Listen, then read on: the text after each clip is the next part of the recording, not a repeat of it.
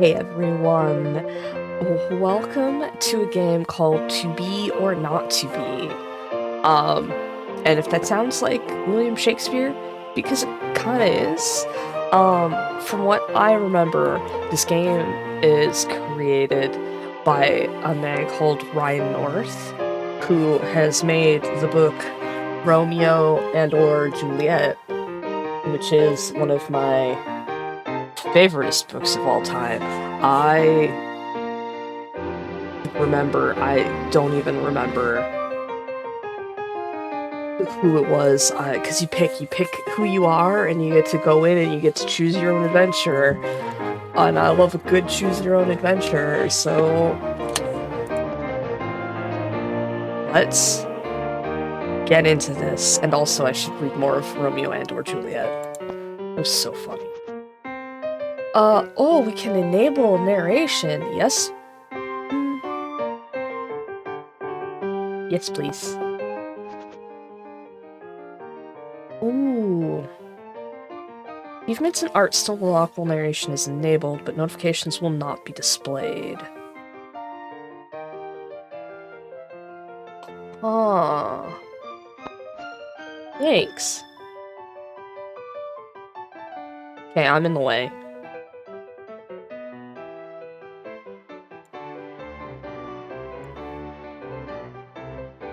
See? To be or not to be.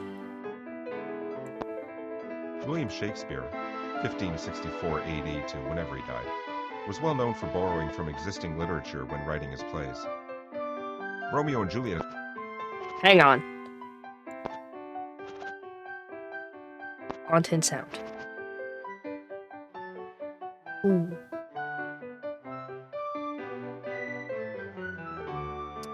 Okay, we're gonna turn the narration off because he's. Yeah, because like options. Yeah, okay. Because it's so quiet compared to the music. The music is so like. Oh, never mind. Taking me back to where I was. I'm very confused. William Shakespeare. Fucking Christ. That's why I wanted the narrator. William Shakespeare, 1564 AD to whenever he died, was well known for borrowing from existing literature when writing his plays. Romeo and Juliet is pretty much lifted entirely from Arthur Brooks' poem The Tragical History of Romeus and Juliet. Didn't even change the names. And as recent Shakespeare scholarship has established, the famed play William Shakespeare Presents Hamlet was lifted wholesale from the volume you are about to enjoy, To Be or Not to Be. To Be or Not to Be is both the earliest recorded example of the books as game genre, as well as the first instance ever in the then newish English language that was kicking around of an adventure being chosen by you, the reader. We've gone ahead and added illustrations, plus we've taken the liberty of marking with tiny York skulls the choices Shakespeare himself made when he plagiarized this book back in olden times. Okay, that's cool. They look like this. I mean, the little Yorks are on the side. They're there in case you wish to put yourself in Shakespeare's shoes, reading this book as he did, stealing plot elements wholesale and classing up the language as you went and go. However, that is not the only way to read this book. Feel free to explore your other options, as each time you read this book, you can go on a different adventure. Assuming you don't read the book... Oh boy, that's a fucking number, alright. That's million, that's million, billion, trillion. Is that quadrillion? So 3 quadrillion, 1 billion. No, 3 quadrillion, 1 trillion, 181 billion, 439,094,525 times. Right? Ugh. At which point, the adventures will start to repeat, and they'll probably seem pretty familiar long before then anyway.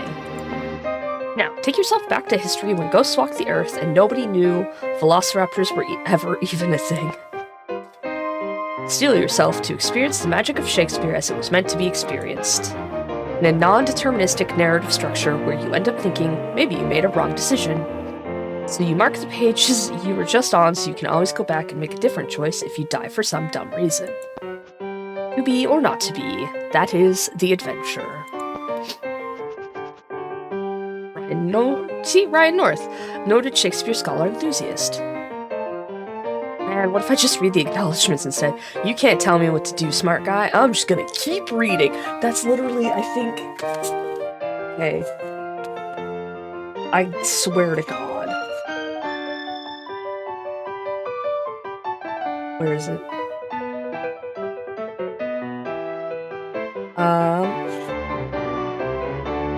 La la la la.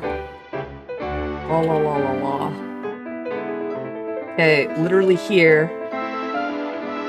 The first choice in this book says, get the book spoiled for you right off the bat, turn to 3. Play without spoilers, turn to 36. Learn more about the author, turn to 22. He's so funny. This guy's so funny. Please. Please. Please check out Ryan North.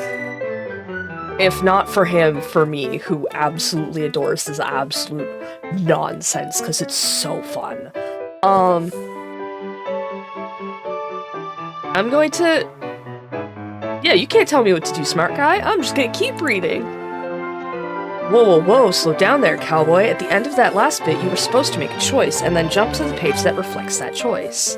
Instead of following those instructions, you just kept reading what came next, like this is an ordinary book. This book is crazy insane. How are you even acting like this is an ordinary book? You die without even having chosen your character. The end. And your final score is, maybe learn to read books better sometime out of 1,000.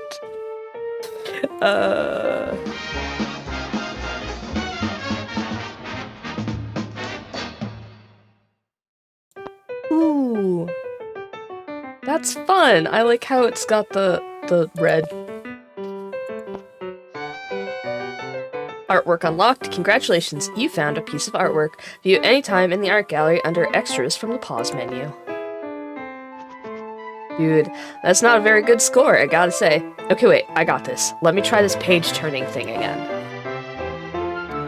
That is the adventure. Choose your character. You've just been born. Congratulations. Good work on that thing. Now, surprise! Babies are boring, so we're gonna jump ahead in time to a point where you're an adult and you've already lived a bunch of your life. But I promise most of what we're skipping over was really dull. You ate a lot and slept a lot and made some friends, tears were shed, makeouts were totally had, etc. It was a bunch of high school stuff. The awesome stuff starts now. So, let's begin, my friends. Remind me, again, who are you? Are you... Ophelia? She's an awesome lady in her late 20s with calm, competent, and resourceful demeanor. She's got a +1 bonus to science, but also has a -1 weakness against water, so heads up. Hamlet? He's an emo teen in his early 30s. Also, he's the Prince of Denmark. I love Denmark. Hamlet has a +1 resistance to magic, but there's no magic in this adventure, so this never gets mentioned again as of right now. Hamlet Senior?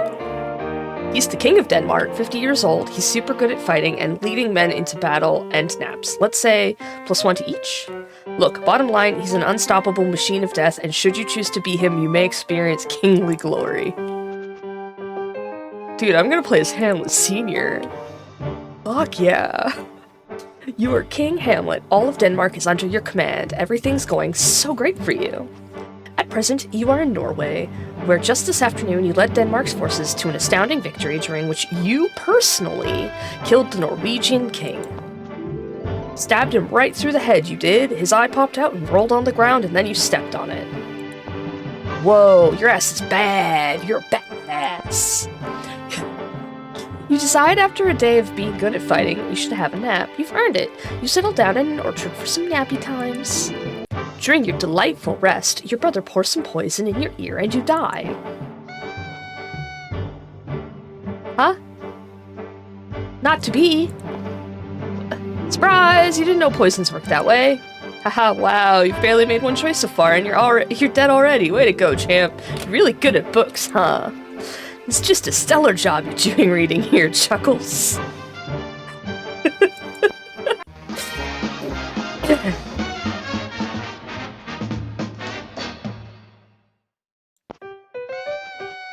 Congratulations. I did it. Okay, fine, I feel sorry for you. Here's the choice that you can choose. Become a ghost. Become a ghost. Good news, the afterlife exists, and it's full of ghosts. You know this because you're now one of them. Also, my camera's slightly off, because Zoro knocked a bunch of shit over on my desk. I love him, he's cute. We can't be mad at him. You had to spend all your time slamming doors, rattling chains, and telling on the person who killed you. But here's the thing. I, the author, told you, the reader, that your brother poured poison in your ear while you napped, but you, as Hamlet Sr., have no idea how you died. You slept through the whole thing. So you need to figure out who killed you if you're going to revenge yourself on your murderer, assuming you even were murdered. Because remember that for all you know, you could have died of a heart attack. I love this. This is really fun. This is like kind of like how when you're playing D&D, you can't like metagame. You have to be like, oh, gotta figure this out. This is an example of dramatic irony. Only since we're in the second person, it's an amazing example of entirely new species of dramatic irony. Something I'm going to call second person pronoun paradoxical autodramatic irony. I'm sorry. Did I fucking not stutter? I'm gonna take a long walk off a short pier. God. You are now aware of information that you're not aware of. This should be fun. Cool. I invented a new kind of irony. I kind of like the achievements. They make me feel really good. Ooh. So we can accept that we died of a heart attack, or we can listen to all the tea, which is absolutely what I would do. Listen to other people's conversations and see if any of them talk about how they totally killed you. You hang around Norway for a bit, trying to listen in on what people are saying, but they're all speaking Norwegian. Which is funny, because Norwegian... I mean, okay, back then, Norwegian is probably different, but like a lot of the Nordic languages are very similar. Like he'd probably be able to pick up bits and pieces, especially since I'm pretty sure I could be wrong. I'm prefacing this with Future Sherry, please look this up. I believe Norway was once like conquered by Denmark. So I assume they at least had some Danish mixed into the Norwegian. I could be wrong. You only speak Danish, so understanding Norwegian is a little difficult. It all sounds like Swedish to you, which is funny because the Swedes and the Danes can speak to each other, albeit very slowly. Which actually makes a lot of sense since Danish, Norwegian, and Swedish are all related North Germanic languages I fucking hate. Thank you. Thanks. Descended from early linguistic differentiation between regular Germanic speakers and North Germanic speakers around 2000 AD. You nod your head agreeing that all of this is both accurate and extremely interesting. While these three languages are generally supposed to be mutually intelligible, you find you can understand Norwegian speakers only if you're concentrating. Which you are. And if they're speaking slowly and clearly. Which they're not, as everyone is running around upset about war and all these kings getting killed. It says stabby, stab, stab. Ironically, Norwegian speakers can understand Danish easier than Danish speakers can understand Norwegian, but that doesn't help you much. Which is crazy to me, because Danish... When I was learning how to speak Danish, it was all very kind of like muddled in the mouth. Perhaps I should try attempting to learn Norwegian and Swedish and see if there's a difference. That would only be useful if you were playing as the Norwegian king whose ghost has stowed away on your army's boat headed back to Denmark. But I haven't given you that option, even though it would be extremely awesome. You're wondering what happens to this vengeful Ghost King. I can tell you only this. The answer exists in your imagination. Is that Ophelia holding a sword and a minigun? But here's the good news. It turns out written Danish and written Norwegian are actually pretty similar. Yeah, I know. I sometimes sit in the IKEA, and the IKEA has books. And none of the books are stapled down in any way. Like, you can pick up the books and you can walk with them anywhere in the IKEA, because they're all in Swedish. And sometimes I like to sit down while me and my friends are, like, walking around. I like to sit down and I like to open up one of those books, and I start reading, and then I realize that I understand far more of the book than I probably should, and then I put it down, am horrified with myself, and then move on with my life. So you spend the next several nights haunting people quietly, reading their diaries while they sleep peacefully in their beds. And you don't know this, but ghosts do this all the time. Ghosts just love sneaking a peek at the secrets of the living. I would do that. It takes a while, but you finally find the diary of someone who wrote on the day you died that she was wandering by a garden minding her own business, when she saw some Danish guy pour something in some other Danish guy's ear. Hey, that sounds like what could have happened to you, but remember that you don't know that's exactly what happened to you because of that new irony we invented.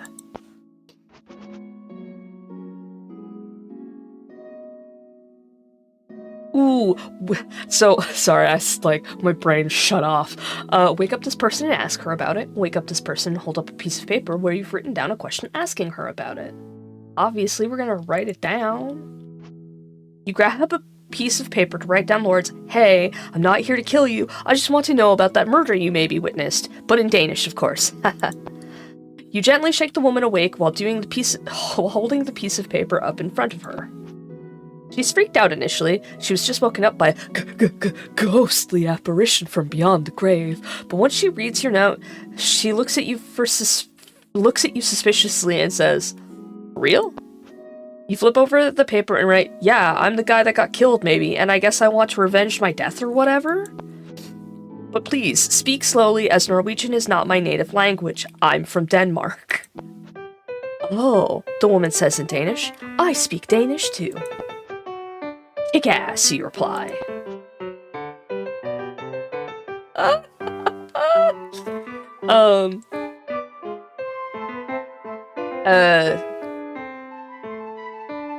Speak. No, it's slipping me. Cause, it would be je snakker dansk. Os. Think? Or, no, it would be je ox snakker dansk. Oh, fuck, man. I don't remember. I think I'm saying also. God damn it. Kick-ass. I don't know that one. If I knew that one would live in my head rent-free. She tells you what she saw and gives you a physical description of the guy. Unfortunately, the man answering to her description could only be one person, your brother, Claudius. Congratulations, my king. You now know what you know, so that whole second-person pronoun paradoxical autodramatic irony thing has been slain. 500 experience. New quest, revenge yourself on Claudius. You've been awarded 500 experience points, plus you've unlocked a new quest, revenge yourself on Claudius. You're feeling pretty chuffed about this whole situation. Okay, let's revenge your death. Your murderer is getting away with it in Denmark. Fuck, man, I'm gonna swim back to Denmark. It's like 200 kilometers between the two nations, you know that, right? Apparently not. So he starts to swim back to Denmark. It's a lot of work to keep your body corporeal so that you can swim, so eventually you get tired and stop. For a while, you float above the water, but that gets boring, so for most of the journey you float down to the ocean floor and travel along it. Hey, there's a sunken pirate ship here. Hey, there might be treasure in it.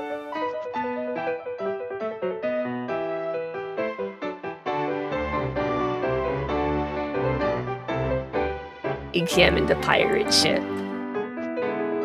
Man, it's awesome and it's so cool to be an underwater explorer who doesn't need to breathe. I mean, it's kind of hard to see things without a light source, but your ghostly body glows a little when you want it to, so that's not bad. The pirate ship itself seems recently sunk. Their bodies trapped below decks, and yeah, that's unpleasant. The ocean bacteria haven't really started decomposing them yet. Bodies, man. Being corporeal, man. I don't know. You find the treasure room, and it's empty. It seems like the ship was attacked, raided, and then sunk. Somewhere up above your head, sailing on the surface of the great ocean Atlantic, is a really tough pirate ship that's just looking for treasure and/or trouble. Too bad you're already dead, huh? But even if you were alive, what does a ghost need with money anyways? So I guess this kinda has been a pointless but still awesome endeavor. You explored the ocean bottom and found a sunken ship. Don't let anyone tell you that's not awesome. Okay, after several more days of very slow travel that we just skipped over because it got boring, you're back on Denmark shores. Whoa, it did it. Hey. You know what? Go back and explore the ocean some more. The ocean rules. No, arrive in Denmark. You make it back to Denmark. The first thing you want to do is track down your brother to take revenge. Turns out, that's really easy because he's in the first place you check, the royal court. He's there with your widow, Gertrude. Weird. They're acting all close and stuff. Oh well, he's probably just trying to comfort her after your untimely death. Haha, brothers are really great. Though, maybe not? Ignore what they're saying. I'm certain there's nothing untoward going on. Listen to what they're saying. I am a snoop. I'm an incorrigible snoop. Tell me. Hey Gertrude, says Claudius. I sure am happy that we married each other, even if it was so soon after your first husband died under mysterious circumstances. Whoa, that certainly was, in terms of exposition, a very efficient sentence. You decide instantly that your initial revenge plan? Pawn to mirror so that instead of Claudius's reflection he sees you, and then you mirror his movement so he's not really sure what's going on, hee, is needlessly complex and stupid. Dude killed you and married your widow? Since you are from olden times, you have an extremely old-fashioned sense of ownership over female sexuality, so this really gets stuck in your craw. Instead of spooking Claudius, you decide to get your son to kill Claudius instead. That's crazy. Kill Claudius. Complete the quest! This is awesome. It's going to go great because who better to know how to kill someone than someone who has recently been through that getting killed to death process themselves. You wait till Claudius is sleeping, next to your widow, then wake him up by tapping him on the forehead a bit. Hey, it's me, you whisper. Your brother. The one you murdered. Aw, crap, Claudius whispers back. Ghosts real pissed at you anyway, you reply. Listen, I'll cut to the chase. We're from a time where an eye for an eye is considered to be a good thing to build a justice system around, so I'm here to kill you. How? Claudius asks, his eyes wide, terrified. Ah, geez, so many ways, you say, counting them off on your fingers. I could startle you and make you have a heart attack, but that takes time. I could throw a pot at your head until you die, but that lacks grace. Instead, check this out. You move your ghost body so it's floating right above Claudius. He stares at you, his eyes wide. I'm sorry, he whispers. Way too late for that, you reply. You lower yourself to him face to face and keep going. His face dominates your field of vision, and then you're inside his skull, inside the pink of his brain, his blood darkly obscuring your sight. You sink slowly deeper and deeper into him, lining up your ghost body with his regular body until you're just about occupying exactly the same space. Then you make yourself corporeal. What happens next happens so quickly and with such force that it's hard to describe, but Claudius explodes everywhere, captures most of it. I mean, you're fine, but man, is this disgusting. Literally disgusting. Gertrude wakes up, dripping in gore, screaming. You, my friend, have achieved revenge. You roll over onto your back and apologize to Gertrude. You explain over her screams what happened, and you tell her that you still love her even though she married your brother mere weeks after you died. But you can't be with her anymore, you say. You tell her you need to go find your own path. Sorry about the bed, you say, floating up through the roof. You spend the rest of the afterlife acting as an immortal judge from beyond the grave. exploding those who have committed the most egregious crimes, merely blowing the hands off those who have been awful people, but still, you feel deserve a second chance. People whisper your name in fear. Criminals are a cowardly, superstitious lot, after all. And it worked out pretty good for you. You do a lot of good for a lot of people. And yep, it turns out that blowing up bad guys never gets old. The end.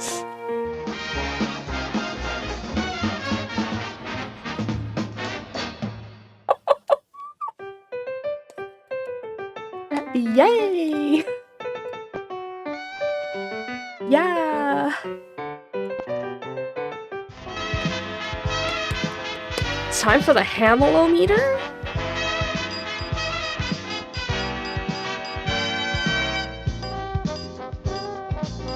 What did I get? What did I get? What did I get?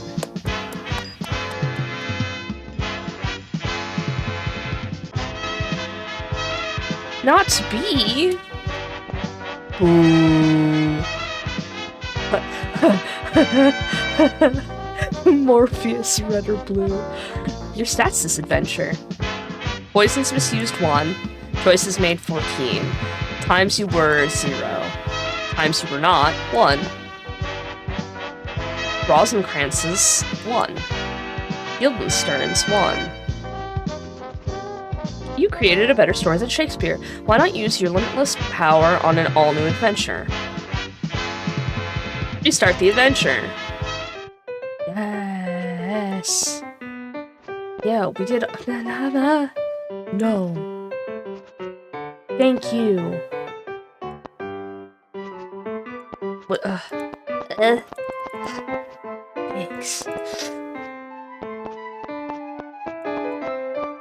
Great. Let's go. Give me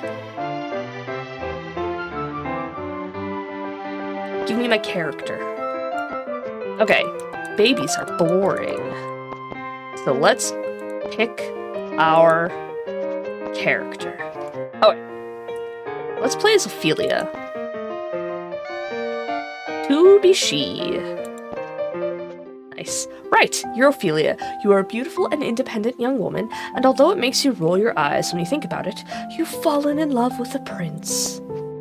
Prince Hamlet is funny and charming, and he seems to like you a lot. You try not to get too excited about it, because you're worried you might jinx it, but things are really are.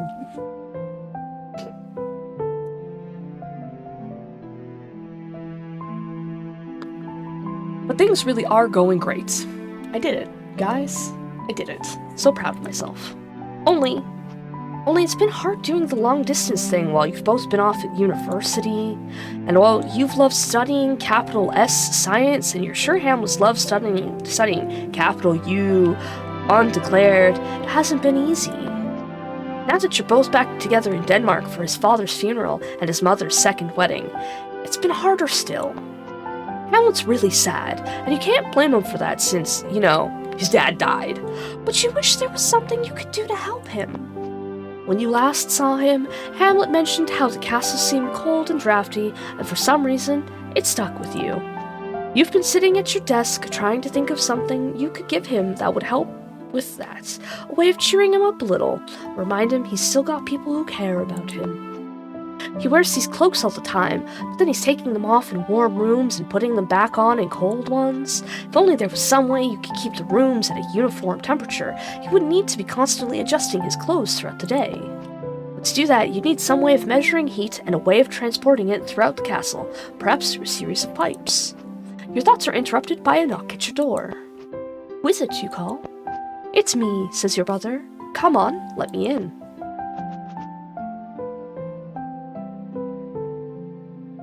Let him in. You're busy. I'm busy, you shout through the door to... Oh no, I forgot how to pronounce this name. Laerts? Laerts? Whatever. I'm leaving for France soon, he shouts back. Don't you want to say goodbye? Apparently not, you shout in reply. Whatever, he yells. He storms off, stomping all the way. You sit in silence for a moment. He stomps back. Say bye to Dad for me, okay? He shouts. Okay, I will, you yell through the door. He storms off again. To France, I guess? Brothers, am I right?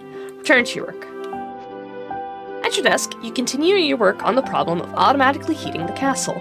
Hours turn into days, and you're generally left alone by both your family and your boyfriend. Your father ignoring you is no big deal, and while you're a little worried about Hamlet not stopping by more often, he has asked you to leave him alone for a while he mourns, and you're respecting his wishes. But if you're gonna be honest with yourself, you've also just gotten really absorbed in this problem.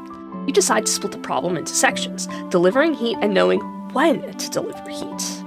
It would be possible to put servants in every room and have them report when it's too cold, but that's both expensive and unreliable. Depends on the servants, the warmth of their clothes, how much they love to lie to people about what temperature their skin is, sensing, and so on. You're wandering the castle grounds when it hits you. You've been thinking about how water expands when it freezes, and how that could be used to tell you when it's cold, but it's not much use for measuring temperatures outside the freezing point. Your father, Polonius, happens to wander by talking to himself about the evils of drink, and you realize, alcohol. The right alcohol would expand linearly with heat, and by putting it in a slender glass vial, you could measure the size of that liquid, which would correspond 1-1 with the temperature. Put the same marking on each of these glass vials at the same temperatures, and you've got a universal, comparable, and consistent way of measuring heat. You wouldn't have to rely on a servant's impression. They could just tell you what the line the alcohol has reached. You run back to your room to start working on the prototype. Just as you complete it, you hear a knock at your door. Who is it? You call. And oh my, who should answer from the other side of the door? Seriously, who should answer from the other side of the door? Your boyfriend Hamlet, your father Polonius, your best friend Dromisius.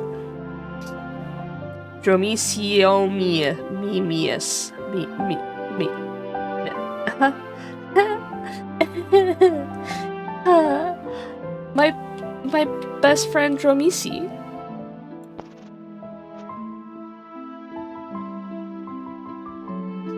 Hamlet is at the door, that's right. Turns out that simply wishing for someone to be at your door doesn't change who's actually there. You don't control reality with your thoughts, Ophelia. Sheesh. The amount of sass in this, amazing. Please, I'm begging you. Get this game. Get this game, get the book, read it. It's so good, it's so much fun. I'm having fun, clearly. Anyway, Hamlet opens the door and steps into your room. It's me, he says. You haven't seen each other for a while, so it's great, so great to see him. You run up and throw your arms around him and you smooch. It's just like old times. But the moment passes, and when you look at his face, you can see concern written all over it. He's troubled by something. Ask him what's troubling him, wait for him to tell you. I'm gonna ask him what's troubling him. You ask him what's wrong, and well, there's no other way to put this, so I'll give it to you straight. Hamlet tells you about a spooky ghost and a plan for murdering his stepfather, Claudius, pretender to the throne. I'll be frank, it sounds crazy. A ghost? Murder? But he is your friend and lover, and you're not going to leave him hanging out to dry. As gently as you can, you tell him you're pretty sure ghosts don't exist, but even if they do, he needs to be certain that the ghost he saw was actually the ghost of his father. What if it was some other ghost trying to mess things up? That seems to give him pause. Hamlet admits he never actually asked the ghost for information. Only his dad would know. It's possible the ghost could be an imposter. I'll come with you tonight, sweetie, you say. We'll go together, and if a ghost shows up, we'll figure out what to do. You're confident no ghost will appear and that this will all just go away. You take his hand and squeeze. Hamlet looks up at you, and you can see his relief. Okay, he says, smiling. What now? Go see the ghost that evening. Evening comes, and Hamlet leads you to the spot outside where he first saw the ghost. We have to wait till around midnight, he says. I think that's when he normally shows up. To pass the time, you play a storytelling game you enjoy, where you say one word of a story and he says the next word, and neither of you knows where the story will go. Once upon a time, there was a beautiful, he says, looking at you. You smile. Prince, you reply back, and he smiles back. Who wanted to kiss his girlfriend, he says. That's cheating, you say, and then you're kissing. Wherefore, make out for a while. Don't make out because, and you can't believe you're thinking this, but what if a ghost catches you making out?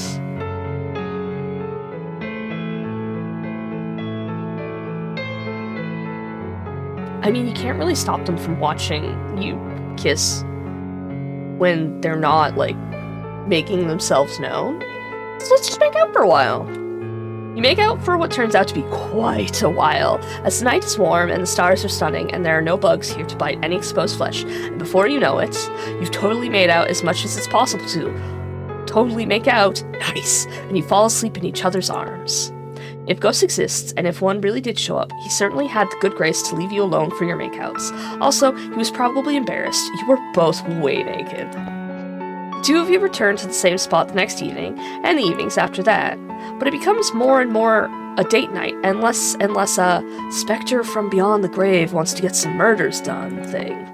King Claudius and Polonius are not exactly thrilled with the two of you being together, but on the flip side, any urges to commit regicide that were floating around have begun to fade too. Though you talk about it often, the whole encounter with the ghost, if it really did happen, takes on the quality of a dream. Rather than do the long-distance thing again, you decide to move in together and get your own place here in Denmark. Together, the two of you work on finalizing the invention of the alcohol thermometer. It works! And even figure out the other half of it, a way to move heated air throughout a building. Congratulations, you invented central heating. It's an invention that all of Denmark wants, and most are willing to pay for. While it's not the largest, you do live in the most comfortable estate in the entire country, thanks to the heating money. One bright summer day, as the two of you walk through the castle garden, you get down on one knee and say, "Sweetie, you're the most important person in my life, and I can't imagine ever living without you. I want to make you as happy as you make me every single day. Let's get married." You mean every word.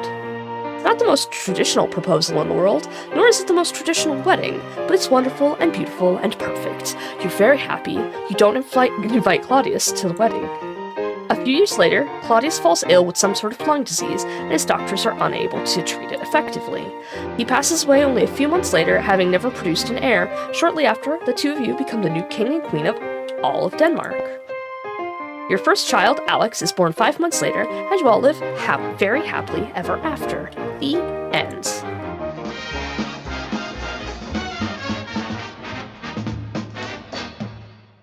Amazing. 10 out of 10.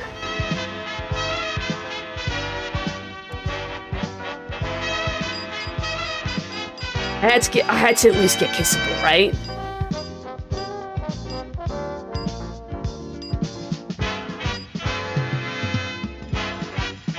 Not to be? That's baloney.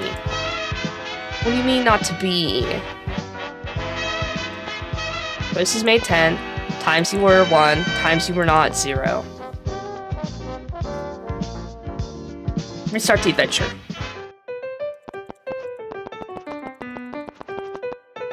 No. Thank you. Hey, click. Let's go. Babies. Choose character. We gotta get through the baby part. Baby's boring. I'm going to be Hamlet. To be he. Oh, excuse me. You are Hamlet. You're 30 years old, and you're back living at home, but it's okay, because your home is a castle. That's right, ladies. You're a prince. Things have been rough lately. You'd been trying to focus on your studies at Wittenberg University, where you and your bros, Horatio, Rosencrantz, and Guildenstern all hang out, but you were called home because your father died. Then your dead dad's brother, Claudius, married your mom, Gertrude, 2 weeks later. Yep.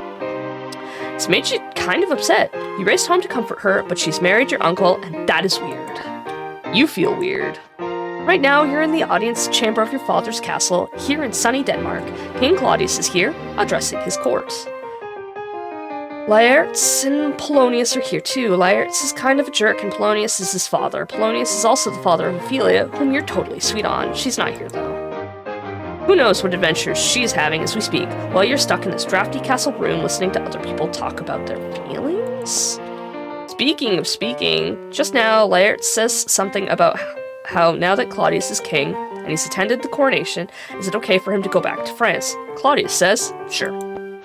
Wait a minute, you'd love to leave too and go back to school, away from this weird, incesty thing your mother's gotten herself into. It's so gross and weird. What'd you do? Ask Claudius for permission to go back to school, hold your tongue, and just wait around. You stay silent, but King Claudius addresses you anyway. He says he's king now, and it's time for you to stop mourning, as your father is dead, and everyone has to die sometime, right? Man up, he says. Walk it off, he says. Drop me a letter about it at Not My Problem, number 1, Cheer Up Already, Lane, Dopesville, Denmark, he says. Not My Problem, number 1, Cheer Up Already, Lane, Dopesville, Denmark. I would like to send a letter to that place. I will come straight back to me. Your mom agrees with him, and then, when they're done insulting you, they leave. You kinda wish you'd insulted him when you had the chance. In the meantime, you're alone in an empty council room and feeling pretty sad. An empty room offers a ton of possibilities, which include things you can do inside this empty room, such as... Wherefore, talk to yourself about how your life is in ruins and how everything just sucks. Leave the room, you're finally home and it's been weeks since you embarked. Sit on the throne as the Prince of Denmark. I am the Prince of Denmark, I'm gonna sit on my throne. Alright, you sit on the throne, and since I like you, I'm going to describe your situation in rhyming verse. Now this is gonna be a story all about how your life got flipped, turned upside down, but instead you're gonna sit on your butt down in this chair. And ignore how you're really Denmark's rightful heir. Whoa, my flow is so awesome that it infects even you. You begin rapping to yourself about yourself. Here's the lyrical truth you lay down. In West Denmark, I was born and raised. On the battlefield is where I spent most of my days. Chilling out with dad time, stabbing all the fools, and all sword-fighting Norwegians outside of my school. When a couple of armies, they were up to no good, started repulsing our invasion of their neighborhood. Dad died one little time, and my mom got scared and said, I'm marrying your dad's brother, but we weren't having an affair.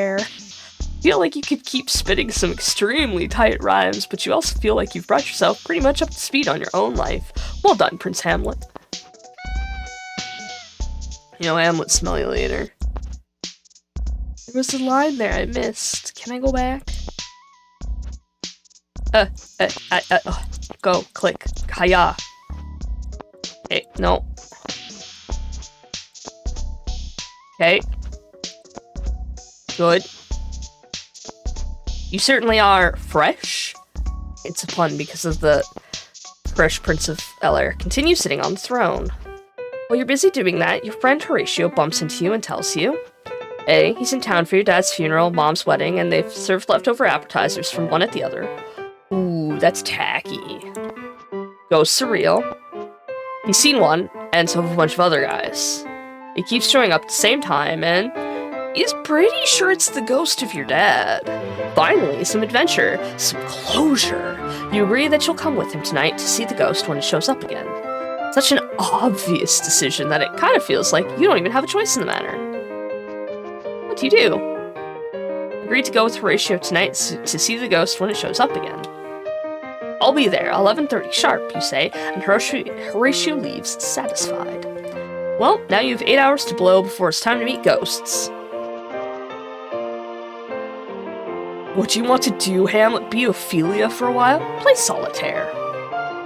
You, Hamlet, Prince of all Denmark, are now sitting in your bedroom playing solitaire for hours and hours and hours and hours, which is pretty colossally useless waste of your time, especially since you keep cheating.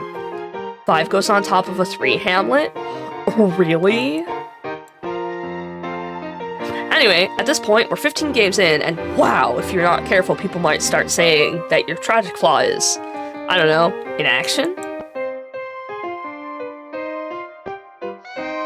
Inaction meant, oh, no! Oh! I did, okay. We're good. Great. Solitaire. Great. Eventually the sun goes down, and it's almost 11:30. which hopefully you remember as the appointed hour Horatio told you about wherein a ghost keeps showing up to bother him. Time to go meet that ghost, huh? Meet up with Horatio and bust some myths about actual ghosts being real. You and Horatio go out to where he saw the ghost the first time. Now we play the waiting game, says Horatio, interrupted by the sound of trumpets. You look at him and raise an eyebrow. They make that noise to warn everyone that King Claudius is getting wasted, he says. Those trumpets go off every night around this time. He sighs. Denmark, he says. That exact moment, something insanely crazy happens. What the frig? I'll tell you what the frig. A ghost is here! Look, ghost! Don't freak out, but right now you're staring cold in the face of a specter. You can't even imagine how crazy this whole situation is. If you're getting too scared, read this next clause over and over until you're not insane with fear anymore. Everything will be okay. Alright, okay, we can do this. With your last shred of sanity, you quickly glance at the ghost. Then you worry that if you stare at the ghost too hard, your brain will realize it's looking at something so insanely impossible that you'll just black out. Anyway, this ghost, you can see through it, but only a little. It's weird. I'll tell you what the frig else, this ghost does look like your dad, and he's getting closer. Which you do. Stare at the ghost intently and black out as your mind shuts down. Don't stare at the ghost too intently and try to figure out what it wants. Run away. I'm gonna shit my pants and run away. You make a break for it, screaming like a little baby, and Horatio does the same. Holy cow, holy cow, holy cow, you say, jumping over a boulder and hiding behind it. Man, that was intense, Horatio says, a hand on his chest. You both sit for a moment, trying to catch your breath. Hey, let's go back and see if he's still there, Horatio says. What for? Go back and check out the ghost again. Don't freak out. Oh my god, this is crazy. Everything will be okay. Okay. All of this is the same. Great. Let's black out. You stare at the ghost intently and your brain shuts down and you collapse, unconscious. Surprise! Click. You are now the ghost. What? Huh? I'm the ghost. Before you is the unconscious body of your son, Hamlet. It looks like maybe he tripped too many balls. Yes, that's definitely what happened. There were a lot of balls lying around, and Hamlet tripped on one too many of them. Maybe several. Bottom line, too many balls were definitely tripped right here. You expected more from your son than this. To be precise, you expected to be able to tell him that you were murdered by your brother and that he should, revenge your death. Instead, you're staring at a dude you can't even touch. You stick a finger inside Hamlet's head, thinking that maybe if you touch his brain, he'll wake up. Brains don't work that way, at least not with immaterial fingers made out of ectoplasm or whatever. And you don't make your finger solid, which is good, because that definitely would have killed him. See if there's anyone else you can tell about your murder. Look around and see Hamlet's friend Horatio nearby. He looks like he's freaking out. Hey, you say, listen, Horatio, right? Listen, don't freak out. He seems to freak out a little less. That's good. Hey, when Hamlet wakes up, can you tell him my own brother murdered me, you ask? Tell him I'm looking for a little revenge. Horatio nods meekly. If he doesn't want to do it, then I'll make sure to revenge you, Mr. Your Majesty's Ghost, sir. Just sir is fine, you say, smiling in what you hope is a reassuring way. You look at Horatio for a moment. Well, great, you say. Perfect. Horatio looks at you. You look at him. He scuffs his feet a little. So, I guess that's it, you say? With my unfinished work now, finished, I suppose it's time for me to die for real now. You fade away in a shimmering light, certain that with Hamlet's intensity and Horatio's probable competence at actually achieving goals, you'll be revenged in no time. What could possibly go wrong, right? Exactly. This is most assuredly 100% solved for real. Too bad you couldn't stick around to watch the revenging go down, but you don't make the rules. Hey, I guess you're about to find out who, if anyone, does. Don't freak out. Oh, it's so good. Oh, it's so good. Cold fish. It's cold fish. It's gonna be not to be.